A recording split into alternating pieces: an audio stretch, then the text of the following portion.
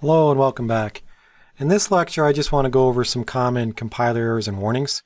We talked about some of the common C problems, but sometimes you don't even know you have those errors in your program when the compiler is trying to tell you that. Compiler errors and warnings tend to be really cryptic to new programmers.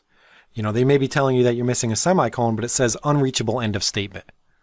And for somebody new, they might not even know what that means. So it takes a lot of practice in writing a lot of code and to decipher some of these compiler warnings over time. But I'd like to give you a heads up before that. So some of the common problems that you saw in the previous lecture, I'm going to actually describe some of the compiler warnings and errors and what it will actually say. It's very, very important to understand what the compiler is telling you. If the compiler is telling you there's errors, but you don't understand that error, it's going to take you much longer to fix that code. But if you see the error and you know exactly what it's saying, you can then go and fix it in no time. I remember I would be in the lab when I first started programming, and I would be missing a semicolon, something very common. And the compiler would be telling me I'm missing a semicolon, but I wouldn't know that. It would just say unreachable end of statement, and I would be like, what does that mean? What is a statement? I would be very confused. So that's why I wanted to give you some tips on what the compiler is actually trying to tell you. So it's very hard to understand what the compiler is complaining about. To decipher these messages are sometimes very confusing. So you need to understand these compiler errors in order to fix them. Pretty basic. And the compiler is doing half the job for you. It's checking the syntax, telling you exactly what's wrong. So you should use that to your advantage. But sometimes it's difficult to understand exactly what it's saying, especially if you're new and you don't understand some of the terminology. The compiler makes decisions about how to translate your code that the programmer has not written in the code. This is convenient for the program and the compiler so that it can be written more succinctly. And only expert programmers take advantage of this feature. So what I'm telling you is when you compile, you should always use the -wall option. This is going to turn on everything. So sometimes a more advanced feature is you'll actually take some stuff out, have the translation a little bit more efficient. But when you add that, you cause the program to be compiled differently, and as a result, you may have warnings in your code that you don't know about. So the reason I tell you that is you always want to compile with a certain option, which is the -wall option. And you actually, by default, that's turned on in code blocks. And this will notify you of all cases where the compiler is doing things that you don't know about. It also will turn on all warnings, give you a lot of information. It's a very useful compiler option. Once you have that option on, then you can try to help you better understand some of what the compiler is telling you. So the compiler is going to show you two types of errors. Or two types of problems. One is an error. This will actually prevent the creation of the program, right? You have a syntax error and the program cannot be compiled. No executable will be created.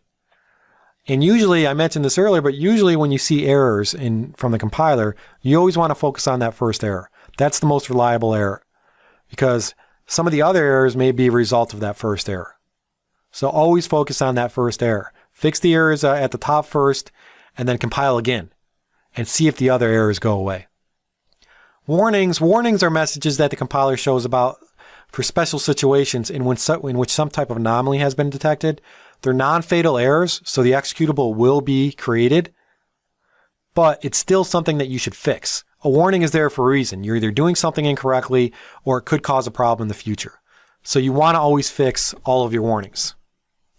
And by compiling with the -wall option, you do not consider the program correct until all warnings have been eliminated.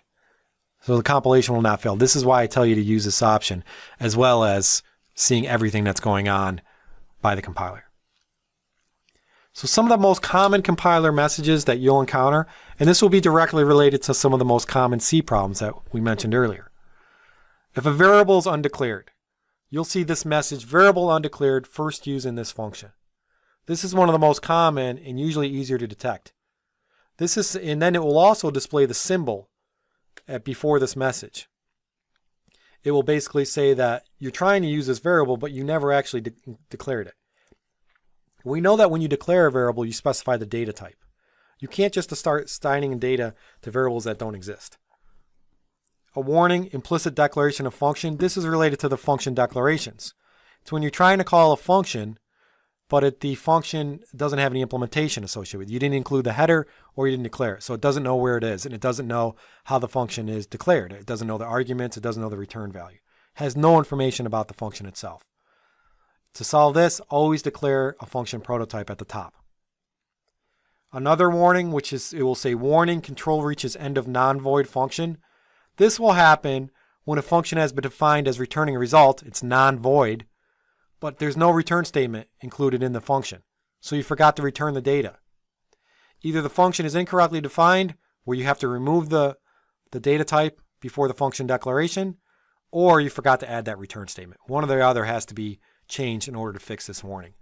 But you see how this is a warning. You can still compile it, but man, that could really cause problems in your program if you're expecting a function to return something and it doesn't. So you want to fix your warnings. Unused variable, another common warning. This is printed by the compiler when a variable is declared, but it's never used. You shouldn't be declaring a variable if you don't use it. So remove that declaration. I tend to get these quite a bit when I do some of my demos because I leave in variables that I never use. Or when I was demonstrating how to declare a variable and then I compiled it to show you that I compiled, I would get a warning saying it was never used. So that's okay because I was demonstrating something, but you remove your variables if they're not being used. No need to declare. Undefined reference to. This happens in the linking phase. So remember the compiler or the compilation phase, it will compile. First it will run the preprocessor, then it will compile, it will generate the object files, and then it will take those object files and link them together to make a complete program. So during the linking phase, it needs to resolve any external dependencies, or specifically any functions that you're calling, they need to be implemented somewhere. So if it doesn't have that object file, it's going to give you this problem. You're trying to invoke a function, but we don't have the code for it. So you have to either make sure you link to this file. Usually the linking will happen for you. But in GCC, you can just do the -L option to add the linking file. So if you're using a function in the math header file, but you're not linking to the math object file, you're going to get this error.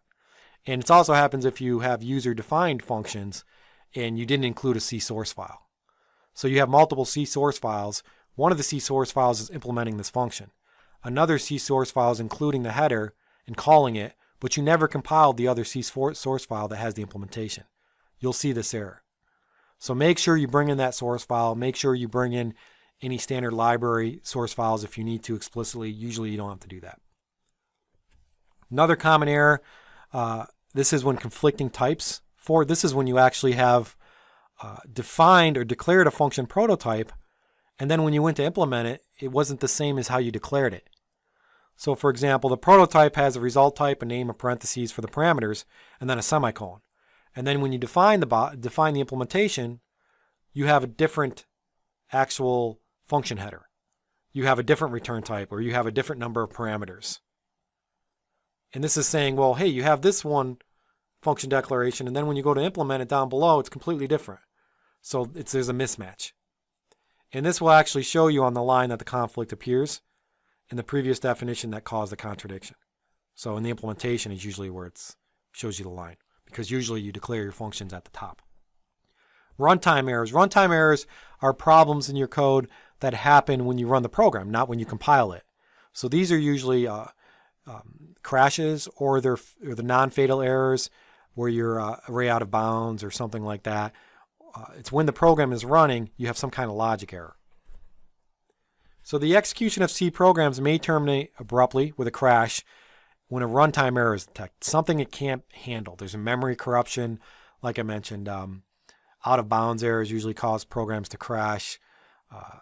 Usually what you'll see is segmentation fault, and segmentation fault doesn't really tell you anything. So typically what you want to do to further diagnose this problem is look at the call stack, as I mentioned, or run a debugger and see what line of call, before the program crashes, stepping line by line to see what line is causing the crash. You can get the call stack if there's a core file, which I mentioned earlier, and then from the call stack you can see what line is crashing. Or better yet, run the debugger, step line by line, and then when you execute a line, you'll see the program crash and you can identify it that way. So these are just, again, some more tips on compiler errors and warnings and messages and how to interpret them. There's actually links online, or if you do a Google, it will tell you every single compiler error and warning that can be produced. And it will actually give a definition of why this was produced and why it was, what was the problem essentially. Because again, those compiler errors can be very cryptic. And if, even the one where it said unreachable control, you never know from that description necessarily, unless you had experience, that means, you never return something from a function. But if you do, one of the best ways to find and fix problems in your program when you have compiler errors and you don't understand that compiler, Google it. And typically what will happen is you'll go to Stack Overflow and it will tell you, hey, this is your error, this is how you solve it. I do that to this day. I've been programming in C for 15 years, but there are still times when I encounter things and I'm like, what exactly does this mean? And I'll Google it. I'll actually take the compiler error, put it in quotes, and it will tell me exactly what's happening. Stack Overflow is a really, really good website. And it can really help save a lot of time in the debugging process. Don't just try to guess when you see compiler errors or warnings. That compiler is trying to tell you something, and it will pinpoint exactly what's going on. So if you understand it, you're going to be able to fix your problem much, much quicker. And if it's not something you're familiar with, go to Stack Overflow or go to a website that describes all of them and you can decipher it that way. I hope this was helpful. Thank you.